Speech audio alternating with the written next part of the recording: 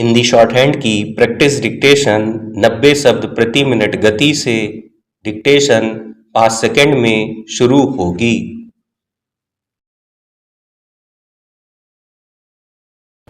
Start. हम ऐसे समय में जी रहे हैं जहां किसी व्यक्ति, विचार, संस्था या परंपरा की आलोचना को अक्सर उसके प्रति विरोध या घृणा के रूप में समझ लिया जाता है।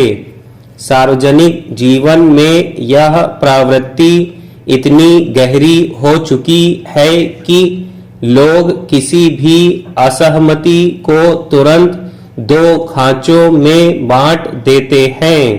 या तो आप पूरी तरह समर्थन में हैं या फिर पूरी तरह विरोध में। बीच की कोई जगह मानो बची ही नहीं है। मगर क्या वास्तव में ऐसा है?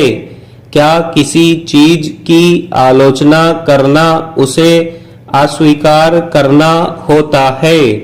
क्या सुधार की इच्छा को हमेशा विद्रोह के रूप में ही देखा जाना चाहिए? आधुनिकता की सबसे महत्वपूर्ण विशेषताओं में से एक है आत्मचिंतन या स्वप्रतिबिंबन। इसका अर्थ अपने आसपास की दुनिया को ही नहीं बल्कि स्वयं को भी आलोचनात्मक दृष्टि से देखना है। यह प्रक्रिया अस्वीकार की नहीं बल्कि सुधार की है। इसका उद्देश्य किसी संबंध को तोड़ना नहीं बल्कि उसे अधिक न्यायपूर्ण और सार्थक बनाना है। इस बात को समझने के लिए परिवार से बेहतर उदाहरण कोई नहीं हो सकता। एक पुत्र अपने पिता से प्रेम करता है, उनका सम्मान करता है, उन्हें अपने जीवन का आधार मानता है। इसका अर्थ यह नहीं कि पिता की हर बात, हर निर्णय और हर व्यवहार को आंख मूंद कर सही मान लिया जाए।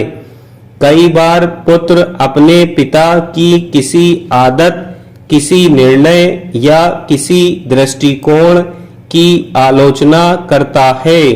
यह आलोचना उनके प्रति घृणा से नहीं बल्कि इस विश्वास से उत्पन्न होती है कि संबंध इतना मजबूत है कि उसमें सुधार की बात कही जा सकती है।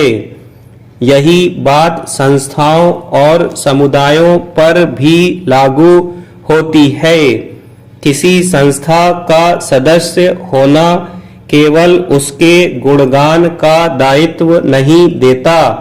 सदस्यता का अर्थ यह भी है कि व्यक्ति उसके भीतर मौजूद कमियों को पहचाने और उन्हें सामने रखने का साहस करे।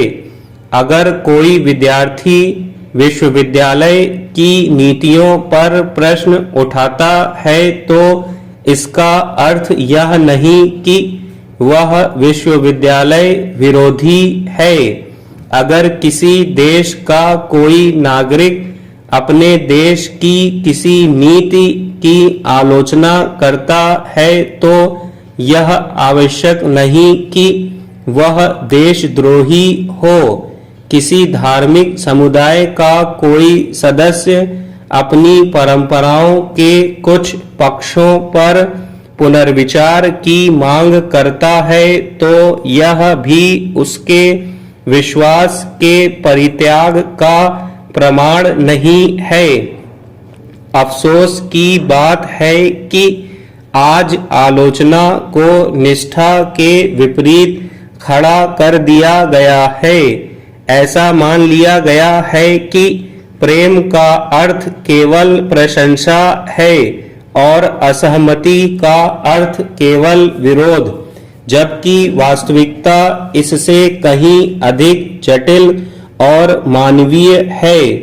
किसी व्यक्ति, संस्था या विचार के प्रति सबसे गहरा लगाव कई बार उसी व्यक्ति को होता है जो उसकी कमियों को पहचानने और उन्हें सुधारने की चिंता करता है। समाजशास्त्र में आत्मचिंतन की अवधारणा इसी दिशा में हमें सोचने के लिए प्रेरित करती है। स्टॉप।